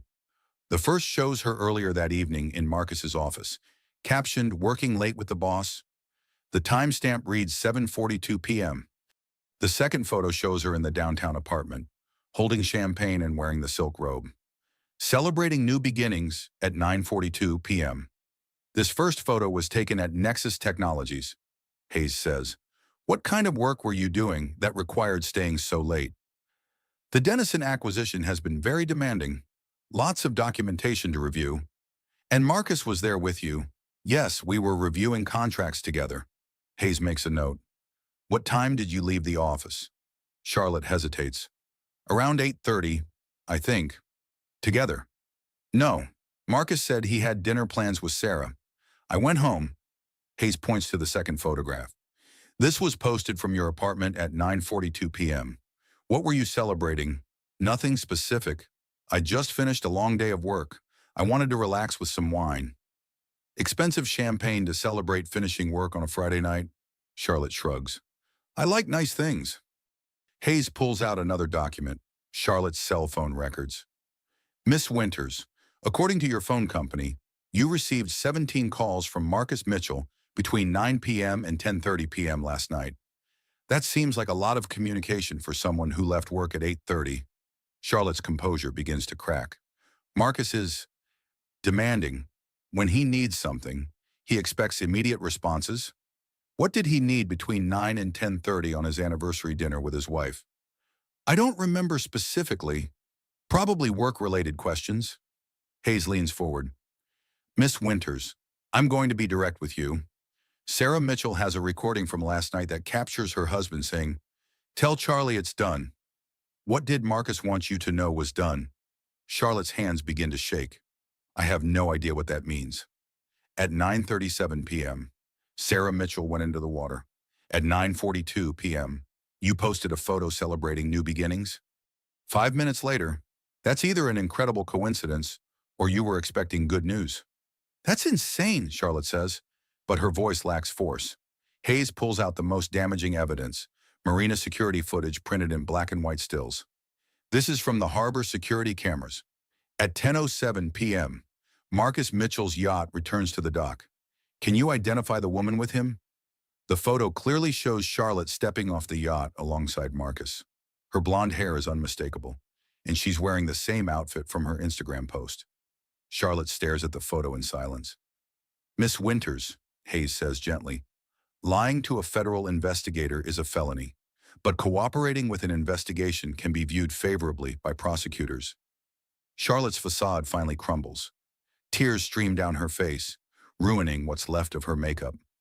I never meant for anyone to get hurt, she whispers. Hayes turns on the recording device. Can you tell me what happened last night? Charlotte takes a shuddering breath. Marcus called me around 7 p.m., said there had been a change of plans, that he needed me to meet him at the marina at 9:15. Did he tell you why? He said Sarah had agreed to give him a divorce, that they'd had a conversation about ending the marriage amicably, and he wanted to celebrate with me. Hayes keeps her expression neutral. What happened when you got to the marina? Marcus was waiting on the dock. He seemed different, excited, but also nervous. He said Sarah was below deck, packing some personal things to take with her. Did you see Sarah? Charlotte shakes her head. Marcus said she was upset and didn't want to see me, that she knew about our relationship and was embarrassed. What happened next? We waited on the dock for maybe 20 minutes. Marcus kept checking his phone, looking out at the water. He seemed anxious. Hayes leans forward. What was he waiting for? Charlotte's voice becomes almost inaudible. He said he was waiting for Sarah to signal that she was ready to leave. What kind of signal? I don't know. He just kept watching the water and checking his phone. Hayes shows Charlotte the cell phone records again. At 9:41 p.m., Marcus called you. The call lasted 37 seconds. What did he say? Charlotte closes her eyes, as if she can't bear to look at the evidence of her involvement. He said it was done, that Sarah had left and we could go back to his apartment. Did you ask where Sarah had gone? Marcus said she'd taken a water taxi to shore, that she wanted to avoid a scene at the marina. Hayes studies Charlotte's face. The woman is clearly distraught, but there's something calculated in her responses. She's telling the truth, but not the whole truth. Miss Winters, did you know that Sarah was pregnant? Charlotte nods miserably. 7 months. And you believe that a woman who is 7 months pregnant left her husband by taking a water taxi alone at night? Charlotte's silence is answer enough. Hayes pulls out another photograph, this one from Amanda Mitchell's social media account. It shows Charlotte and Marcus at what appears to be a charity gala, her hand resting possessively on his arm. This photo was taken 6 weeks ago. You and Marcus look very comfortable together. We've been seeing each other for about 3 months, Charlotte admits. And what was the plan for your relationship once Sarah was out of the picture? Charlotte's tears flow harder now. Marcus said we could be together openly, that he'd been trapped in a loveless marriage, and Sarah's pregnancy was just another way she was trying to control him. Did you believe that? I wanted to believe it, Charlotte whispers. Marcus can be very convincing when he wants something. Hayes puts down her pen and looks directly at Charlotte. Miss Winters, I need you to understand something. Sarah Mitchell didn't leave her husband last night. She was pushed from that yacht and left to drown. If not for the Coast Guard rescue, she and her baby would be dead. Charlotte's face goes white. That's not... Marcus wouldn't... He would. And based on your phone records and the security footage, you were his accomplice. I didn't know, Charlotte says desperately. I swear to God, I thought Sarah had agreed to the divorce. Marcus said she was being reasonable, that she wanted to avoid a custody battle. Hayes lets the silence stretch. Charlotte is on the edge of a complete breakdown, and Hayes knows this is the moment when the full truth might emerge. Miss Winters, Hayes says quietly, what did Marcus promise you if Sarah was out of the picture? Charlotte looks up, her mascara streaking down her cheeks. Everything. He promised me everything she had. Can you be more specific? The house, the cars, the bank accounts? He said once the divorce was final, we'd have a life together that she could never give him. Hayes makes careful notes. Did Marcus ever mention life insurance? Charlotte nods slowly. He said there were policies that needed to be updated, that Sarah's death, Sarah's absence would trigger certain financial benefits. The slip is telling. Charlotte's subconscious knew what was really planned, even if her conscious mind refused to accept it. Miss Winters, Hayes says, I need to ask you something very important. Did you help Marcus plan Sarah's murder? No, Charlotte says immediately. I thought it was a divorce. I thought Sarah was leaving voluntarily. But you knew she was pregnant. You knew she loved Marcus. Did it seem likely that she would just walk away from her marriage and her unborn child? Charlotte is quiet for a long time. When she finally speaks, her voice is barely audible. I didn't ask questions I didn't want to know the answers to. Hayes feels a surge of disgust but keeps her expression neutral. What questions didn't you want to ask? Like why Marcus needed me at the marina if Sarah was just leaving. Like why he kept checking his watch and looking so nervous. Like why he had champagne ready at his apartment when his pregnant wife had just left him. What else? Charlotte wipes her eyes with a tissue. Like why he'd been practicing. Hayes's attention sharpens. Practicing what? Being sad. Being shocked.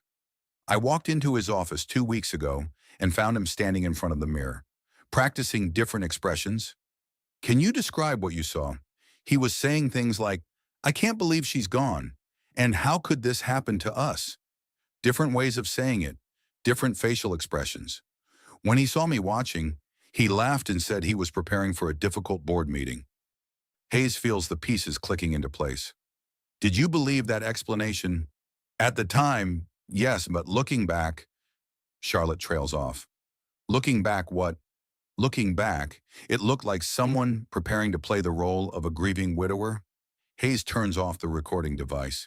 Miss Winters, you're going to need a lawyer, and you're going to need to decide whether you want to cooperate fully with this investigation or go down with Marcus Mitchell.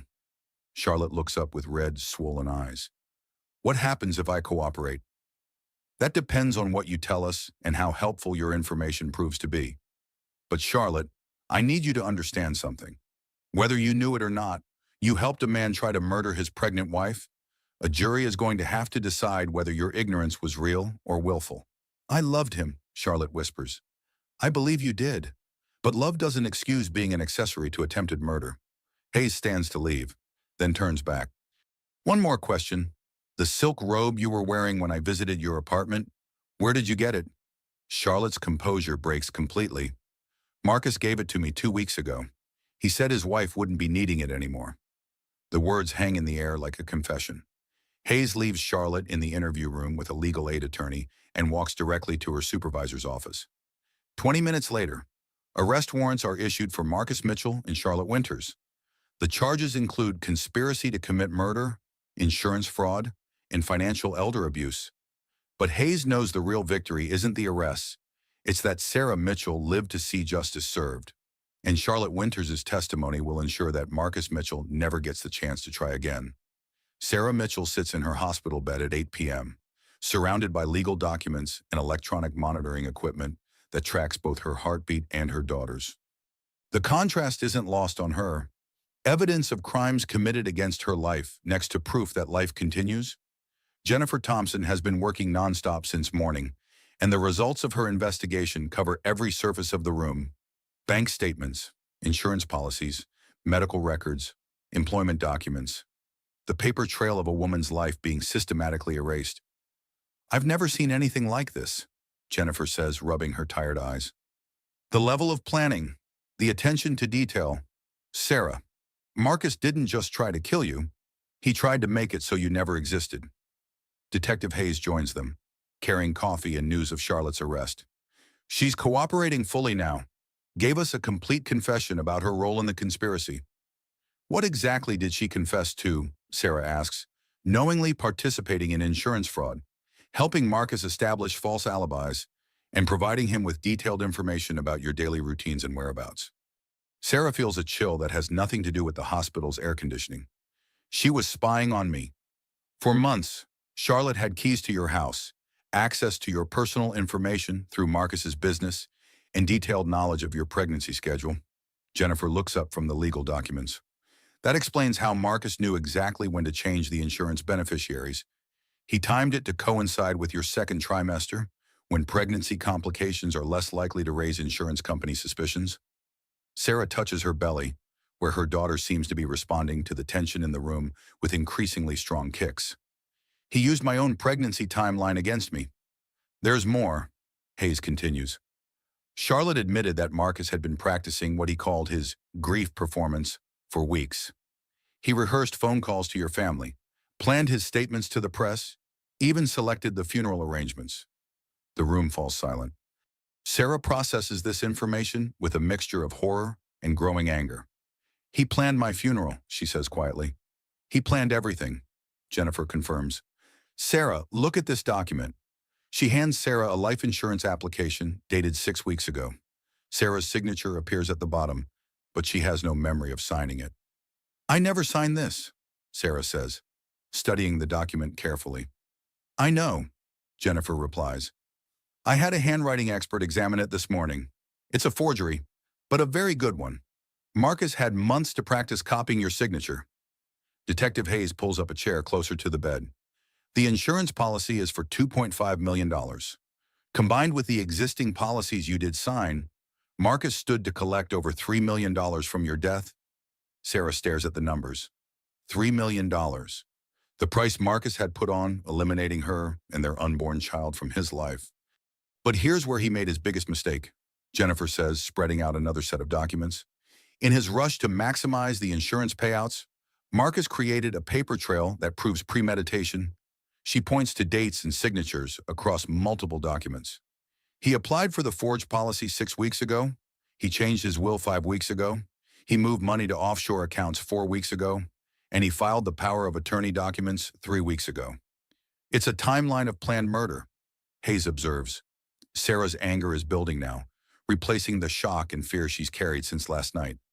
He wasn't just going to kill me. He was going to profit from it. Her phone buzzes with another text from Marcus. Darling, the doctors won't let me see you. I'm going crazy with worry. Please call me so I know you and our son are okay. Our son, Sarah reads aloud. Even now, he doesn't know I'm having a daughter. Jennifer looks up sharply.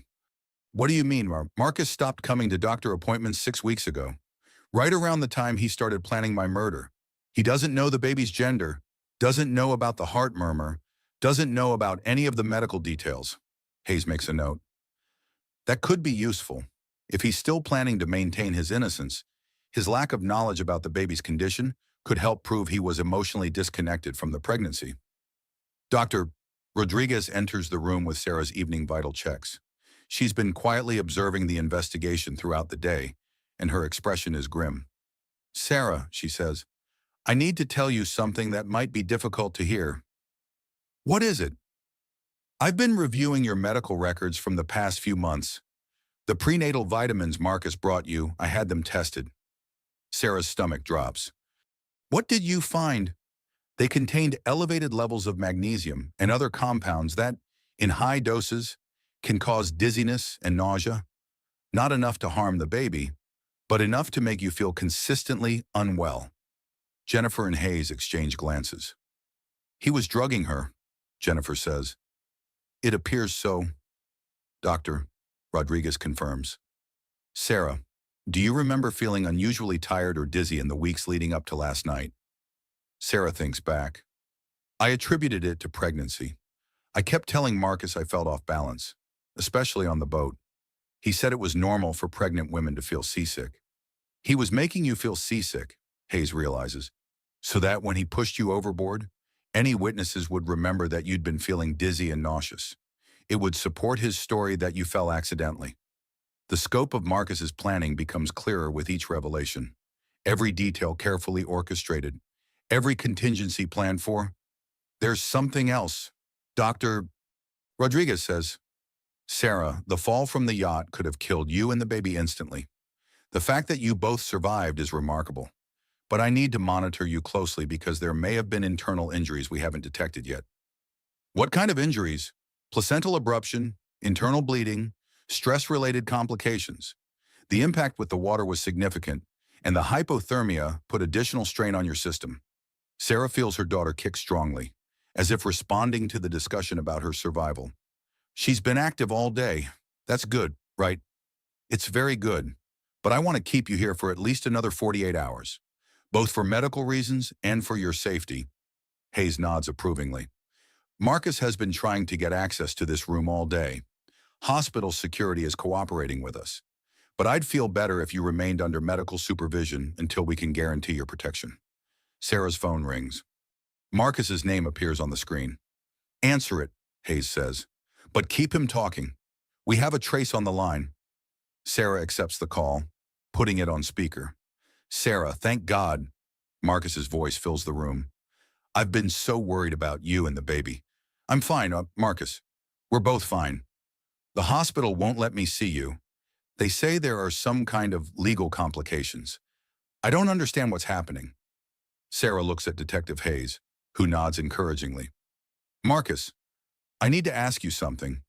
Do you remember what happened on the yacht last night?" A pause. "Of course I remember. You fell overboard. It was the most terrifying experience of my life." "I didn't fall. Marcus, you pushed me." Another pause. Longer this time. "Sarah, you're confused. You've been through a trauma. Sometimes our minds create false memories to cope with frightening experiences." Sarah's anger flares at his patronizing tone. "My mind didn't create the recording I have of you saying, 'Tell Charlie it's done.'"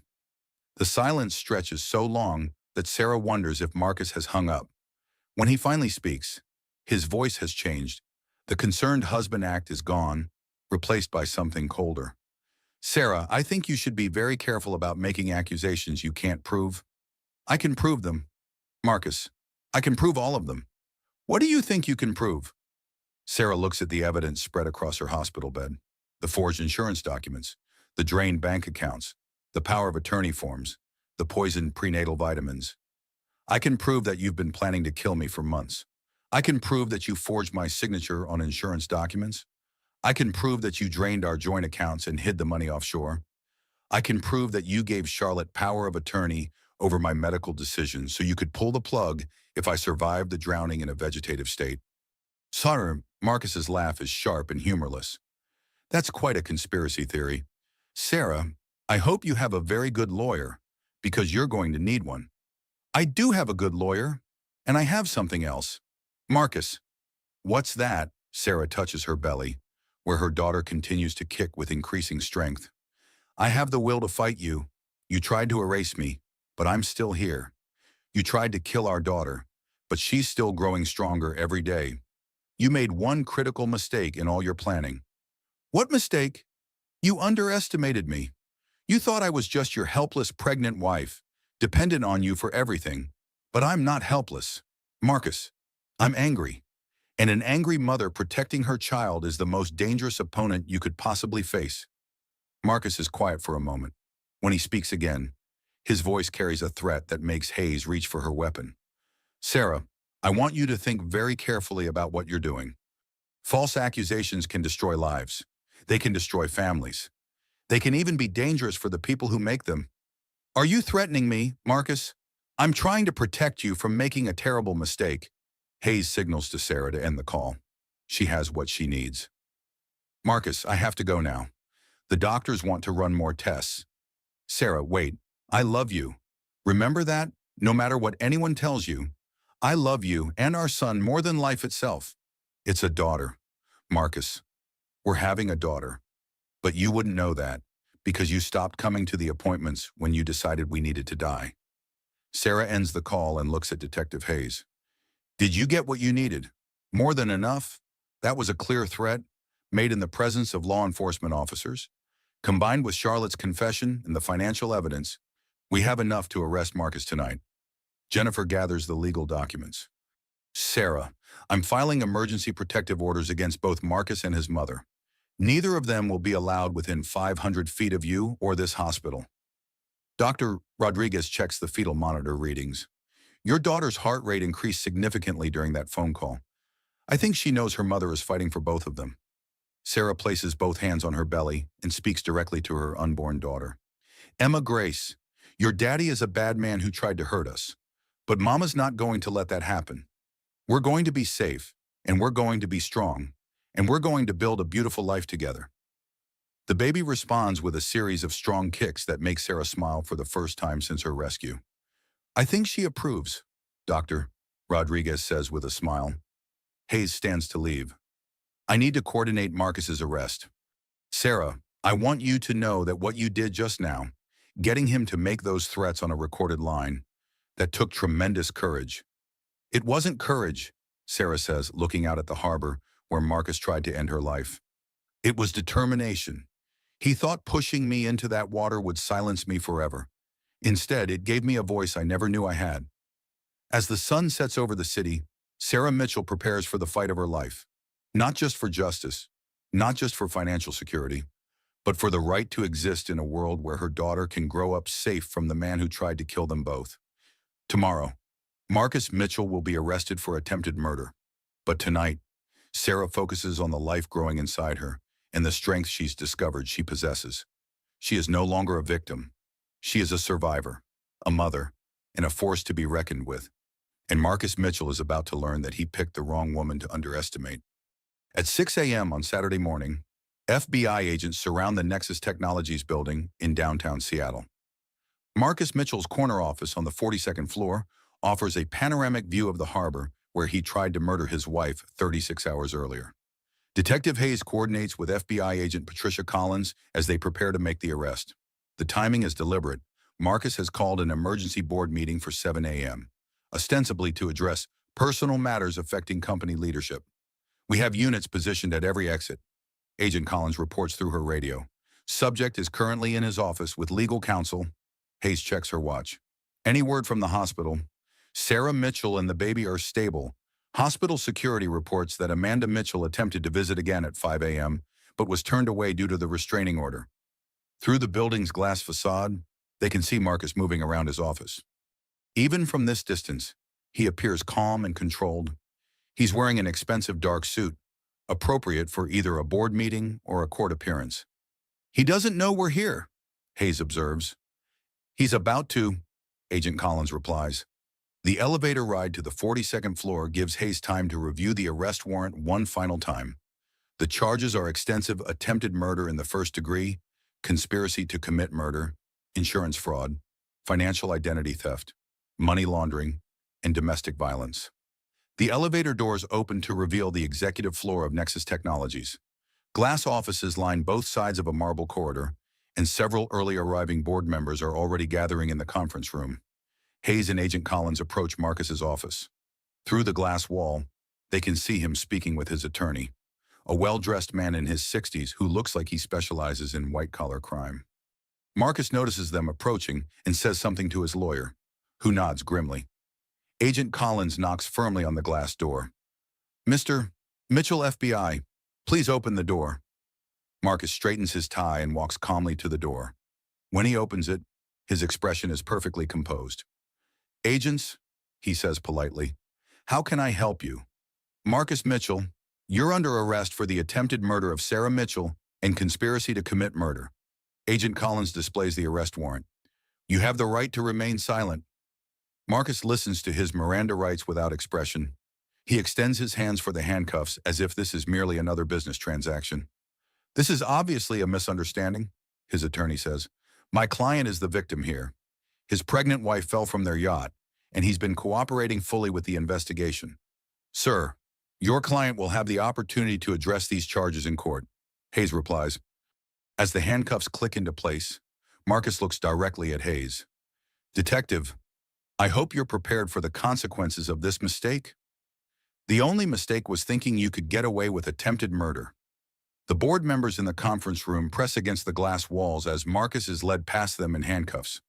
Several pull out their phones to record the arrest. By the time the elevator reaches the ground floor, the footage is already being uploaded to social media. Outside the building, news vans have gathered. Marcus's arrest is being broadcast live on local television. Mr. Mitchell, a reporter shouts as he's led toward the FBI vehicle. Did you try to kill your pregnant wife? Marcus stops walking and looks directly into the camera. This is a tragic misunderstanding. My wife suffered a terrible accident, and I've been doing everything possible to support her recovery. Hayes guides him into the back seat of the FBI car. Save it for your lawyer, Mr. Mitchell.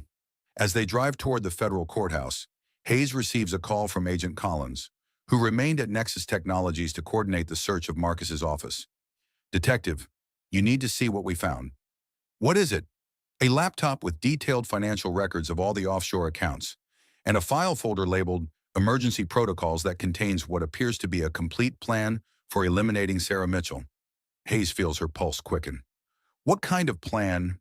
"Timeline for insurance claims, contact information for funeral homes, draft press statements about the tragic accident, and a folder of photographs." "Photographs of what?" "Pictures of Sarah's daily routines, going to doctor appointments, shopping for baby clothes, meeting with friends. Someone was surveilling her for months." The scope of Marcus's planning continues to expand with each new piece of evidence. This wasn't a crime of passion or a spontaneous decision. It was a calculated elimination of an inconvenient wife and unborn child. At the courthouse, Marcus is processed through booking while his attorney argues for immediate bail. "Your Honor," the attorney says to the magistrate judge, "my client is a respected businessman with deep ties to the community. He poses no flight risk and no danger to the public." "Your Honor," counters the federal prosecutor, "the defendant has access to millions of dollars in offshore accounts and has already demonstrated a willingness to commit murder. He's also made threatening statements to the victim as recently as yesterday evening." Judge Harrison Wells, a federal magistrate with 30 years of experience, reviews the arrest warrant and accompanying evidence. "Mr. Mitchell," Judge Wells says, "the charges against you are extremely serious. The evidence presented suggests premeditation and extensive planning. I'm denying bail and ordering that you be held pending trial." Marcus's composure finally cracks. "Your Honor, this is outrageous. I'm innocent of these charges." "That will be determined at trial, Mr. Mitchell. Until then, you'll remain in federal custody." As Marcus is led away in shackles, Hayes receives another call from Agent Collins. "We arrested Charlotte Winters at her apartment. She's agreed to cooperate fully with the prosecution in exchange for a reduced sentence." "What's she offering?" "Everything. Financial records, recorded phone conversations, text messages, emails. She documented their entire relationship, including Marcus's plans for Sarah." Hayes closes her eyes and feels relief wash over her. How many years could Marcus get if convicted? For attempted murder of a pregnant woman, life without parole. The insurance fraud and financial crimes add another 20 to 30 years. And Charlotte, if she testifies truthfully, probably 15 years. She'll be eligible for parole in 8. That afternoon, Hayes visits Sarah at the hospital with news of the arrests. She finds Sarah sitting up in bed, surrounded by flowers from friends and colleagues who have learned about the attempt on her life. "Marcus is in federal custody," Hayes reports. "No bail, no contact allowed with you or anyone connected to the case." Sarah nods, though her expression remains guarded. "What about his mother?" "Amanda Mitchell was arrested this morning for violating the restraining order. She's been released on her own recognizance, but she's banned from coming near you or the hospital." Dr. Rodriguez enters with Sarah's afternoon checkup results. "Both heartbeats are strong and steady. I think we can discharge you tomorrow if you have a safe place to stay." "I've been thinking about that," Sarah says. "I can't go back to the house. Too many memories, and it doesn't feel safe." Jennifer Thompson, who has been coordinating Sarah's legal affairs, suggests alternatives. "We could arrange a safe house, or there's a women's shelter that specializes in domestic violence cases." Sarah touches her belly, where her daughter continues to kick with increasing strength. "I want someplace where she can be born safely. Someplace Marcus has never been." Hayes has an idea. "What about your friend who called yesterday, the one from Portland?" "Jessica, we haven't talked in years. Marcus said she was a bad influence. Maybe it's time to reconnect with the people Marcus tried to isolate you from." That evening, Sarah makes the phone call. She's been both dreading and longing to make. Jessica Martinez answers on the second ring. "Sarah, oh my God, I saw the news. Are you okay? Is the baby okay?" "We're alive," Sarah says, and realizes that's the most important truth in the world right now. "Come stay with me," Jessica says immediately. "I have a guest room, and Portland has excellent hospitals. You can stay as long as you need." As Sarah makes plans to leave Seattle, she reflects on how much has changed in 48 hours. 2 days ago, She was a pregnant woman trapped in a marriage to a man who was planning to kill her. Tonight, she's a survivor with a growing network of support and the promise of justice. Marcus Mitchell's carefully constructed world is crumbling around him. His company's stock price has plummeted. Board members are calling for his permanent removal. Criminal charges that could result in life imprisonment are pending. But more importantly, Sarah Mitchell is alive.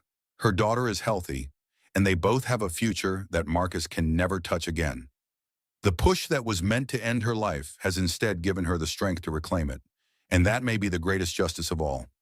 3 months later, Sarah Mitchell sits in the witness chair of federal district court, her hand resting protectively on her 8-month pregnant belly. The courtroom is packed with reporters, legal professionals, and supporters who have followed the case that shocked the Pacific Northwest. Marcus sits at the defendant's table in an orange jumpsuit, flanked by 2 court-appointed attorneys. His expensive suits and polished appearance are gone, replaced by the harsh reality of incarceration. He hasn't looked at Sarah once since the trial began. "Mrs. Mitchell," says federal prosecutor Lisa Chen, "can you tell the court what happened on the evening of October 23rd? Sarah's voice is steady and clear as she describes the anniversary dinner, the walk on deck, and the moment her husband pushed her into the dark ocean. The courtroom is silent except for the sound of her voice and the soft scratching of court reporters' pens. "When you surfaced in the water, what did you hear?" "I heard Marcus say, 'Tell Charlie it's done.'" Prosecutor Chen plays the audio recording from Sarah's phone. Marcus's voice fills the courtroom, clear and unmistakable. "Tell Charlie it's done." Several jurors lean forward as they hear the evidence that launched the investigation. "Mrs. Mitchell, had you agreed to a divorce?" "No, we had never discussed divorce. I thought we were happy." "Did you know about your husband's relationship with Charlotte Winters?" "Not until Detective Hayes told me she was wearing my silk robe while I was drowning." The defense attorney, a tired-looking man named Robert Hartley, cross-examines Sarah with obvious reluctance. "Mrs. Mitchell, isn't it possible that you misunderstood what you heard that night? Ocean wind can distort sound significantly." Sarah looks directly at Marcus for the first time during the trial. "Mr. Hartley, I was married to that man for 7 years. I know his voice, I know what he said, and I know he meant for me and our daughter to die."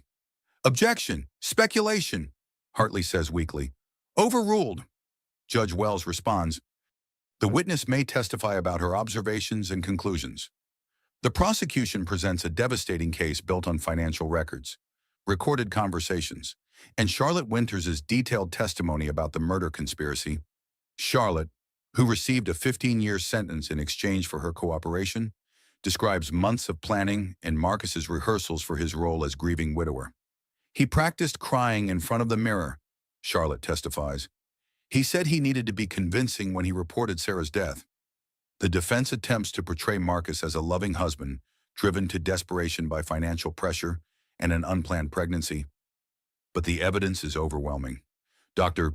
Rodriguez testifies about the poisoned prenatal vitamins. FBI agent Collins presents the offshore bank accounts and forged insurance documents. Detective Hayes describes the timeline of systematic financial abuse and isolation. "This wasn't a crime of passion," Hayes testifies. "This was a calculated elimination plan that took months to execute." On the 3rd day of trial, Amanda Mitchell takes the witness stand in her son's defense. She's aged visibly since her arrest, her perfect appearance replaced by the drawn look of a woman watching her family's reputation crumble. "My son loved Sarah," Amanda testifies. "He would never hurt her or their child." Prosecutor Chen presents Amanda with recordings of her hospital visit to Sarah. "Mrs. Mitchell, did you tell Sarah that she had trapped your son with her pregnancy?" Amanda's composure begins to crack. "I was upset. I said things I didn't mean." "Did you tell Sarah that women like her are replaceable?" "I was trying to help her understand that marriages sometimes end. By suggesting that attempted murder was justified, I never said that." Chen plays the recording of Amanda's hospital visit. Her voice fills the courtroom. Sometimes this accident was a blessing in disguise. The jury's expressions shift from skeptical to horrified as they hear Amanda essentially endorsing her son's attempt to murder his pregnant wife. During closing arguments, Prosecutor Chen addresses the jury with controlled passion. "Ladies and gentlemen, Marcus Mitchell decided that his pregnant wife was inconvenient, so he planned her death with the same attention to detail that he brought to his business ventures. He poisoned her with vitamins to make her dizzy. He forged her signature on insurance documents. He moved their money beyond her reach, and on their anniversary, he pushed her into the ocean, expecting her to drown. She pauses and looks at Sarah, who sits in the gallery with her hands on her now prominent belly. But Marcus Mitchell made one critical error. He underestimated Sarah Mitchell. He thought she was helpless, dependent, easy to eliminate. Instead, she fought for her life and her daughter's life with a strength he never imagined she possessed. The defense's closing argument is perfunctory. There's simply too much evidence to overcome. Ladies and gentlemen, Hartley says wearily, you must have reasonable doubt about my client's intent. Perhaps this was a tragic accident, not attempted murder. But the jury isn't buying it. After 4 hours of deliberation, they return with guilty verdicts on all counts. Judge Wells sentences Marcus Mitchell to life in prison without the possibility of parole for the attempted murder charges, plus an additional 30 years for the financial crimes. Mr. Mitchell, Judge Wells says, you planned and executed an elaborate scheme to murder your pregnant wife for financial gain. Your actions represent a betrayal of the most fundamental human bonds of marriage and parenthood. The court finds no mitigating circumstances that would justify a lesser sentence. As Marcus is led away in chains, he finally looks at Sarah one last time. She meets his gaze calmly, her hands resting on her belly where their daughter moves and kicks with vibrant life. After the sentencing, Sarah stands outside the courthouse surrounded by supporters and reporters. Detective Hayes and Jennifer Thompson flank her as she makes her first public statement since the attack. 3 months ago, my husband tried to kill me and our unborn daughter, Sarah says, her voice carrying clearly in the crisp winter air. He thought that pushing me into the ocean would silence me forever. Instead, it gave me a voice I never knew I had. She pauses, looking out at the crowd of people who have followed her story. I want every woman who feels trapped or isolated or afraid to know that you are stronger than you think. You are worth fighting for, and you are never as alone as your abuser wants you to believe. A reporter calls out, "What's next for you and your daughter?" Sarah smiles, and it's the first completely genuine smile she's worn since before her marriage began to fall apart. Next, we build a life filled with love, honesty, and people who value us for who we are, not what we can provide them. My daughter will grow up knowing that her mother fought for their right to exist in this world. As the crowd disperses and the news vans drive away, Sarah walks slowly toward Jennifer's car. The weight of pregnancy makes her movements careful and deliberate, but there's strength in her posture that wasn't there before the night Marcus tried to eliminate her. Detective Hayes approaches as Sarah reaches the car. "How are you feeling?" Hayes asks. Sarah considers the question seriously. 3 months ago, if someone had told me my husband was planning to murder me, I would have defended him. I would have insisted they were wrong, that Marcus loved me. She looks back at the courthouse where Marcus was just sentenced to life in prison. Now I know that love doesn't isolate you from friends and family. Love doesn't drain your bank accounts or forge your signature. Love doesn't push you into the ocean while you're carrying its child. "What does love do?" Hayes asks. Sarah places both hands on her belly, where her daughter responds with a strong kick. "Love fights, love survives, love protects, and love refuses to be silenced." As they drive away from the courthouse, Sarah feels her daughter moving restlessly inside her. In 2 weeks, Emma Grace Mitchell will be born into a world where her father can never harm them. But more importantly, she'll be born to a mother who learned that she's capable of surviving anything, fighting anyone, and protecting what matters most. The push that was meant to end Sarah's story has instead begun the most important chapter of her life, and this time, she's the one writing it. 6 months after Marcus Mitchell's conviction, Sarah sits in the rocking chair beside Emma Grace's crib in their new home in Portland. The morning sun streams through windows that overlook a garden instead of a harbor, casting gentle light on the sleeping baby's face. Emma Grace Mitchell entered the world 2 weeks after her father's sentencing. Weighing 7 pounds and 4 ounces of pure determination, the heart murmur that had worried doctors during pregnancy resolved itself completely, as if the baby knew she no longer needed to fight for her right to exist. Sarah's phone buzzes with a text from Detective Hayes. "Saw the news story about your foundation. Proud of you." The news story Hayes references appeared in yesterday's Portland Tribune, featuring Sarah's work establishing Emma's Hope, a foundation that provides legal and financial assistance to women escaping domestic violence.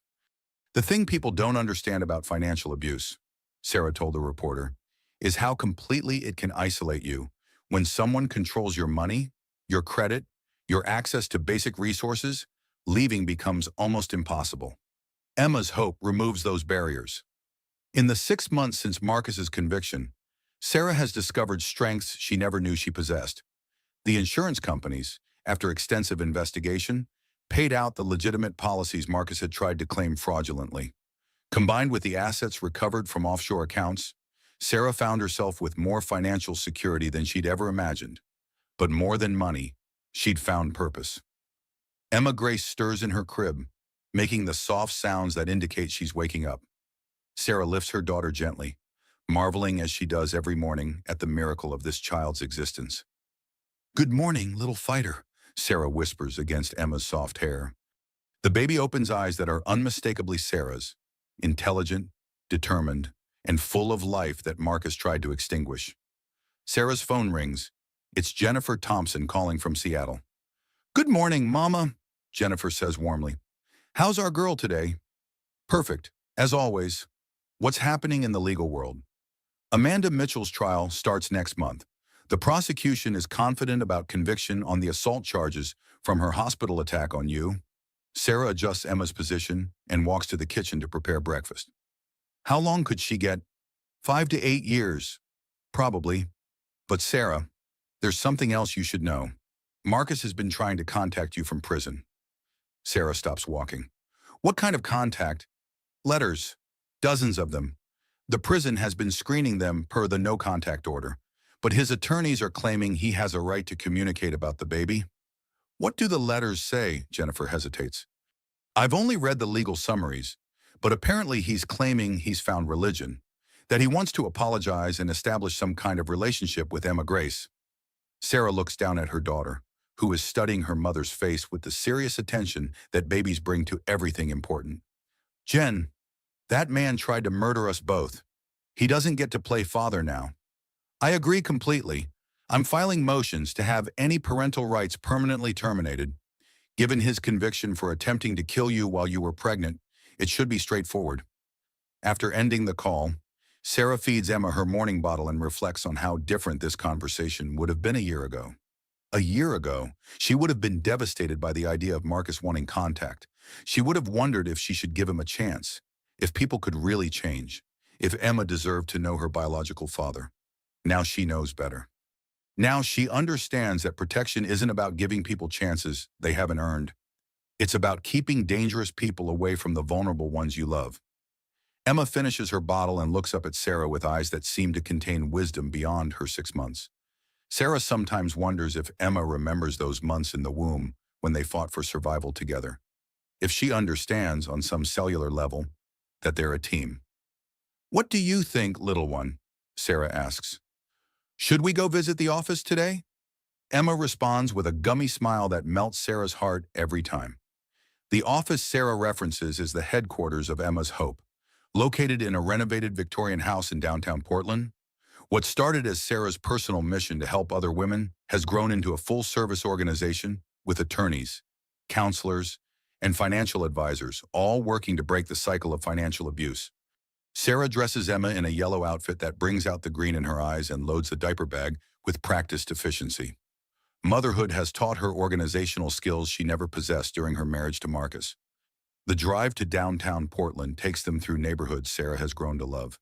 Tree-lined streets with modest homes, coffee shops where baristas know her name, a community where she's known as Emma's mom rather than Marcus Mitchell's wife. At Emma's Hope, Sarah's assistant Marina greets them with the enthusiasm she shows every morning. "How's our inspiration today?" Marina asks, reaching for Emma with hands that have held dozens of babies whose mothers have sought refuge at the foundation. "She slept through the night again," Sarah reports. "I think she's finally decided that the world is safe enough for 8 hours of continuous sleep." Marina, who escaped her own abusive marriage 5 years ago, understands the significance of this development. Babies know when their mothers feel safe. Emma's telling you that you've built something secure here, The foundation's main conference room is preparing for its monthly support group meeting. 12 women, ranging in age from 22 to 68, gather to share their experiences and resources for rebuilding their lives after financial abuse. Sarah often speaks to the group, sharing her story as both inspiration and warning. Today, she sits in the back with Emma, letting the other women take center stage. "I thought I was going crazy," says Maria, a woman whose husband controlled every penny for 15 years. "He convinced me that I was too stupid to handle money, that I needed him to make every financial decision. Mine used to give me an allowance," adds Janet, "like I was a child, $20 a week for groceries for a family of 4, and he'd demand receipts for every purchase." Sarah listens to these stories and remembers her own confusion during the months before Marcus tried to kill her. The gradual erosion of independence, the systematic removal of access to resources, the careful cultivation of dependency. But she also remembers fighting for her life in dark ocean water, driven by a determination she didn't know she possessed. After the meeting, Sarah walks through the foundation's offices, the legal clinic where attorneys help women understand their rights, the financial counseling center where women learn to rebuild credit and establish independent accounts, the childcare room where children play safely while their mothers work on reclaiming their lives. Sarah at Marina approaches with a folder of applications. "We got 17 new requests for assistance this week. 17 more women trapped in marriages or relationships where their financial independence has been systematically destroyed. 17 more families needing help to escape." "What's our capacity?" Sarah asks. "We can handle 12 immediately, but we'll need to wait for grant funding for the others." Sarah makes a mental note to call the foundation's major donors. In the past 6 months, Emma's Hope has raised over $2 million from people inspired by Sarah's story and committed to preventing other women from facing the same dangers. That evening, Sarah sits in her Portland living room while Emma sleeps peacefully in her arms. The house is small but comfortable, filled with furniture Sarah chose herself and pictures of people who actually care about them. Her phone rings. It's Detective Hayes calling from Seattle. "I have news," Hayes says. "The Coast Guard is naming their new search and rescue helicopter after you and Emma." Sarah feels tears spring to her eyes. "What?" "The Sarah and Emma Grace. It's being commissioned next month, and they want you there for the ceremony." Sarah looks down at her sleeping daughter. The child who survived an attempted murder before she was born will have her name on a helicopter that saves other people's lives. "Detective, I don't know what to say." "Say you'll be there, Sarah. What you did that night, fighting to survive against impossible odds. It's inspired the entire Coast Guard rescue community. You represent hope for people in situations that seem hopeless." After ending the call, Sarah carries Emma to her crib and settles her in for the night. The baby's breathing is steady and peaceful, the sound of a child who feels completely secure in the world her mother has built. Sarah sits at her desk and opens her laptop to work on her book. Pushed: A Mother's Fight for Survival will be published next year, with proceeds benefiting Emma's Hope and other organizations supporting domestic violence survivors. She writes, "People ask me how I found the strength to survive that night in the ocean. The truth is, I didn't find strength I already had. I discovered strength I didn't know was possible. When someone tries to erase you from the world, when they decide your life has no value, something fundamental fights back, not just for yourself, but for everyone who has ever been told they don't matter." Marcus thought pushing me into the ocean would end my story.